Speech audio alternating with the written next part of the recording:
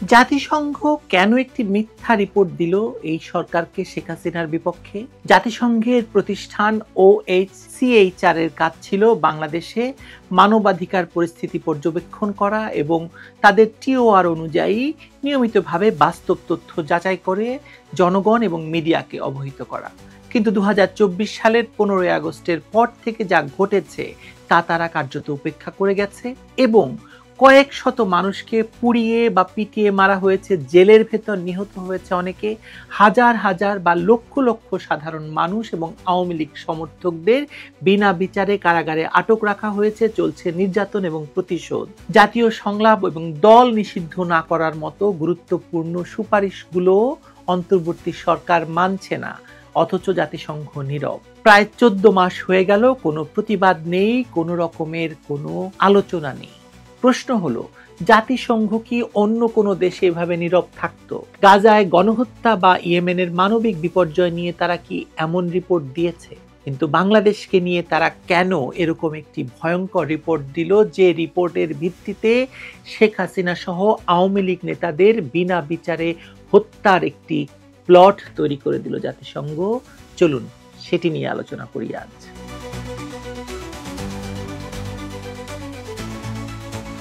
বাংলাদেশের প্রেক্ষাপটে শেখ হাসিনার সরকার যা করেছে, 2024 সালের জুলাই মাসে সন্ত্রাসীদের হাত থেকে রাষ্ট্রকে রক্ষা করতে বা রাষ্ট্রকে উগ্রবাদীদের দখল থেকে রক্ষা করতে, তা যে কোনো উন্নত দেশই করত। যুক্তরাজ্যে সেই সময় একটি দাঙ্গা হচ্ছিল, আপনাদের স্মরণ করিয়ে দেই যে যখন বাংলাদেশে এই জুলাই দাঙ্গা চলছিল, যুক্তরাজ্যে একটি দাঙ্গা চলছিল সেই সময়। সেই দাঙ্গা নিয়ন্ত্রণ করতে যুক্তরাজ্যের সরকার কঠোর অবস্থান নিয়েছিল। তাকে যদি ন্যায্য মনে হয়, শেখ হাসিনার সিদ্ধান্তগুলোকেও ন্যায্য মনে করতে হবে এবং সেটি ছিল প্রয়োজনীয়। তাহলে কেন একটি ক্ষেত্রে বা যুক্তরাজ্যের ক্ষেত্রে আইনের শাসন বলে মানা হবে আর বাংলাদেশের ক্ষেত্রে এটি কি দমন নীতি বলা হবে? কেন কিয়ার স্টারমারের পদক্ষেপকে আইনের শাসন আর বাংলাদেশে শেখ হাসিনার ক্ষেত্রে দমন নীতি বা গণহত্যা বলা হবে? এ প্রশ্নের জবাব জাতিসংঘ এখনো দেয়নি। আমরা জাতিসংঘের রিপোর্টটি নিয়ে এখন বিস্তারিত কথা বলতে চাই। প্রথমে আলোচনা করতে চাই রিপোর্টটির কাঠামো এবং উদ্দেশ্য নিয়ে।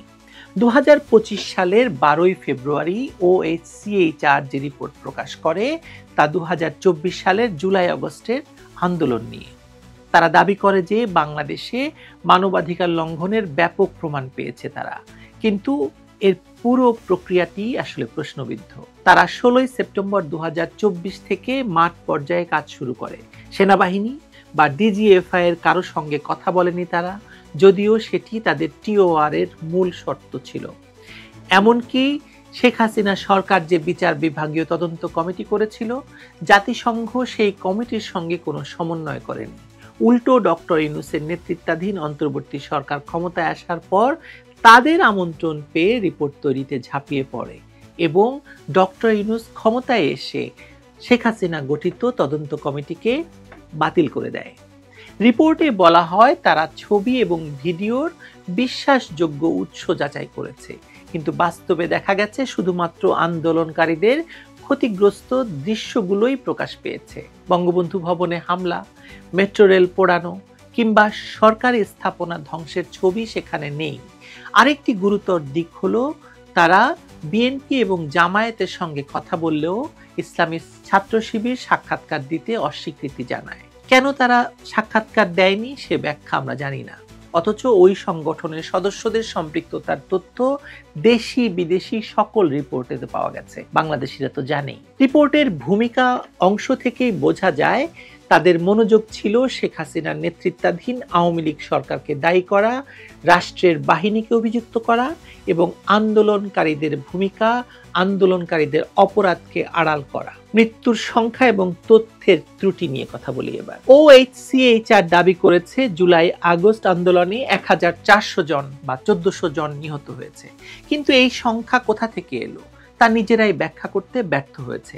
স্বাস্থ্য মন্ত্রণালয়ের তথ্য অনুযায়ী 826 জন, NSI এর তথ্য অনুযায়ী 314 জন নিহত হয়েছেন।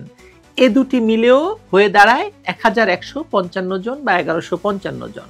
তারপরও তারা 1400 বলছে, যাচাই ছাড়াই। ঢাকা মেডিকেল কলেজের ১৩০টি মৃত্যুর ফরেনসিক রিপোর্ট থেকে তারা একটি নমুনা নিয়েছে এবং ধরে নিয়েছে সব মৃত্যুই একই ধরনের।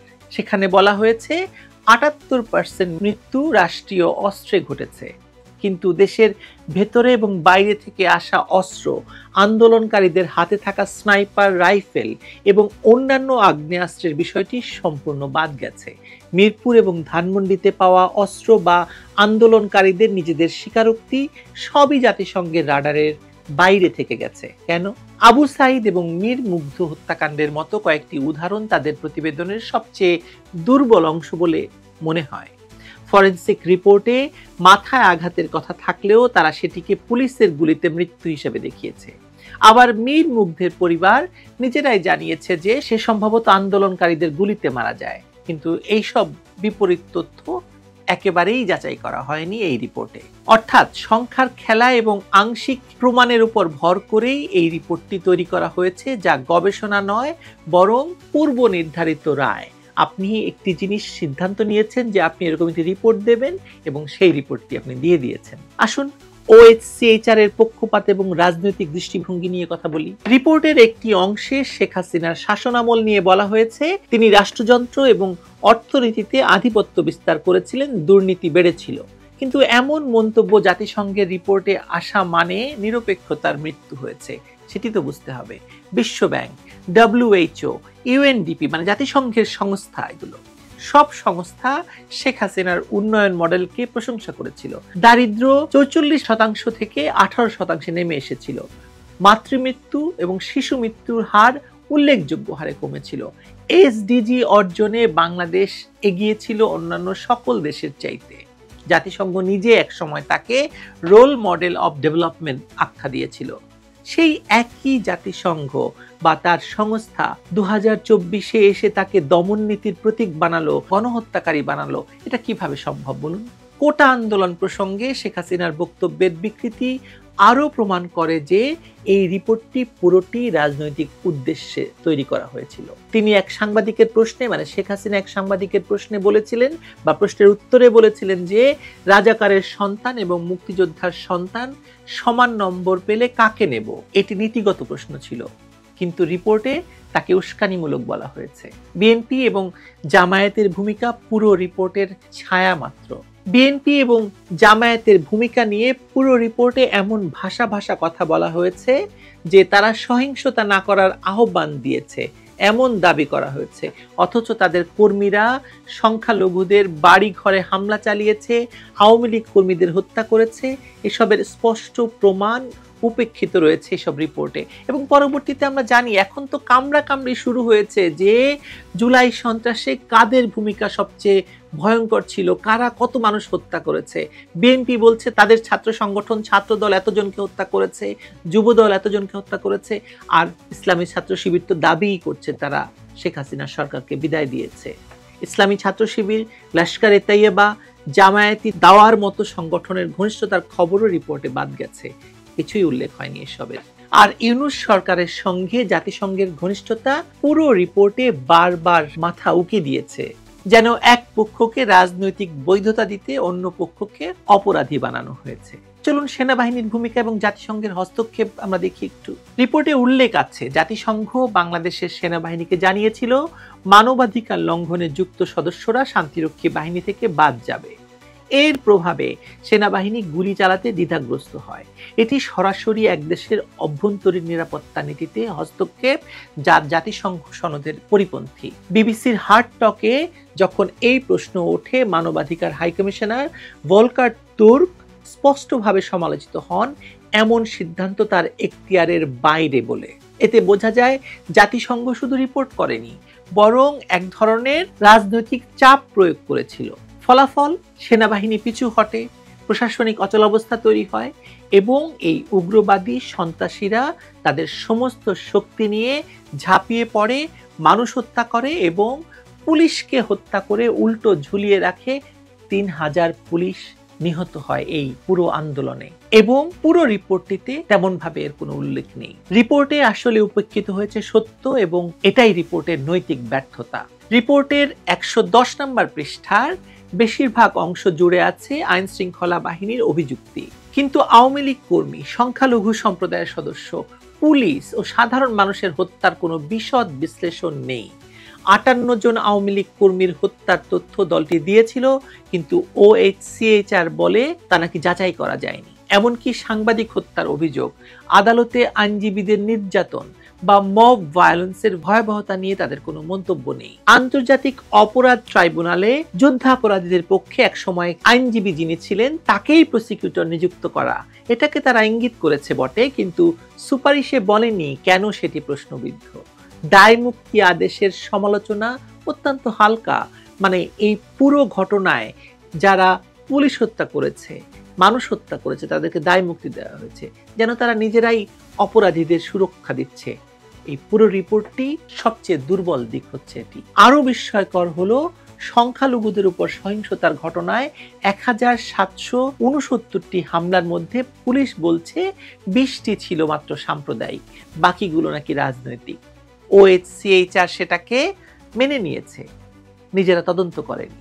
ধর্মীয় সংখ্যালঘুদের উপর আক্রমণ, বঙ্গবন্ধু ভবনে অগ্নিসংযোগ, নরসিংদী জেল থেকে কয়েদিদের মুক্ত করার জন্য জেল ভেঙে ফেলা, সিরাজগঞ্জে গর্ভবতী নারী পুলিশকে হত্যা, এই সব ভয়াবহ ঘটনা রিপোর্টে নেই, উল্লেখই নেই।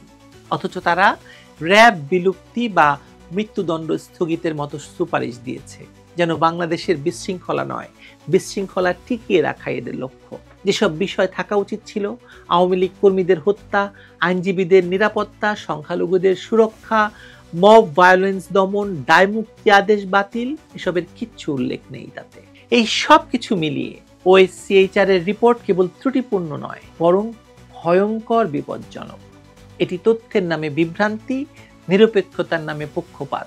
তারা শেখ হাসিনার সরকারের পদক্ষেপগুলোকে একতরফাভাবে দমন নীতি হিসাবে দেখিয়েছে, অথচ সেই একই পদক্ষেপ যুক্তরাজ্য বা ফ্রান্স নিলে সেটাকে আইনের প্রয়োগ বলে বৈধতা দিচ্ছে।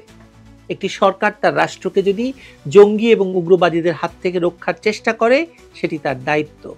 শেখ হাসিনা সেটাই করেছিলেন, কিন্তু জাতিসংঘ সেটিকে অপরাধ হিসেবে দেখিয়ে মূলত উগ্রবাদীদের জন্য নৈতিক সাফাই তৈরি করেছে, নৈতিকভাবে তাদেরকে বৈধতা দিয়েছে।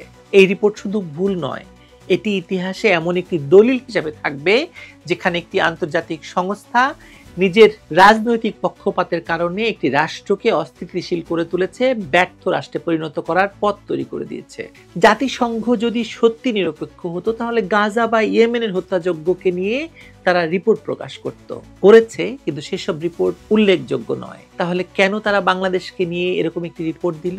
কারণ শেখ হাসিনা ছিলেন বাংলাদেশের প্রধানমন্ত্রী, আর হয়তো সেটাই তার অপরাধ, এবং এই অপরাধের শাস্তি দেওয়ার জন্য একটি সন্ত্রাসী গোষ্ঠীর হাতে প্রমাণ হিসাবে, অস্ত্র হিসাবে এই জাতিসংঘের রিপোর্টকে তারা তুলে দিয়েছেন।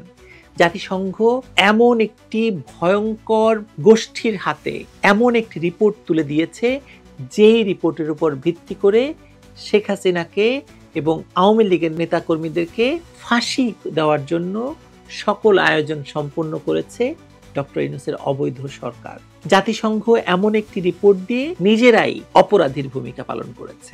এটি আজ হয়তো আপনারা বিশ্বাস করছেন না, আজ হয়তো এটি আমলে নিচ্ছেন না, কিন্তু একদিন ইতিহাসে জাতিসংঘকে এজন্য জবাবদিহিতার মুখোমুখি হতে হবে। ইতিমধ্যেই অনেক জায়গাতে অনেক মানবাধিকার সংস্থা, এমনকি অনেক গবেষক এই প্রশ্ন তুলেছেন যে জাতিসংঘ এমন একটি রিপোর্ট কেন দিল, যে রিপোর্টটি ত্রুটিপূর্ণ, এবং যে রিপোর্টটি, এই ত্রুটিপূর্ণ রিপোর্টটি ব্যবহৃত হবে একজন রাজনৈতিক নেতাকে, একটি দেশের সাবেক প্রধানমন্ত্রীকে এবং তার দলের নেতৃবৃন্দকে ফাঁসিতে ঝোলানোর প্রমাণ হিসাবে। প্রতিবাদ সব জায়গা থেকে শুরু হওয়া দরকার। যে যেখান থেকে পারেন জাতিসংঘের কাছে এই প্রশ্ন তো তুলতেই হবে আমাদেরকে, তাই না? ভালো থাকবেন।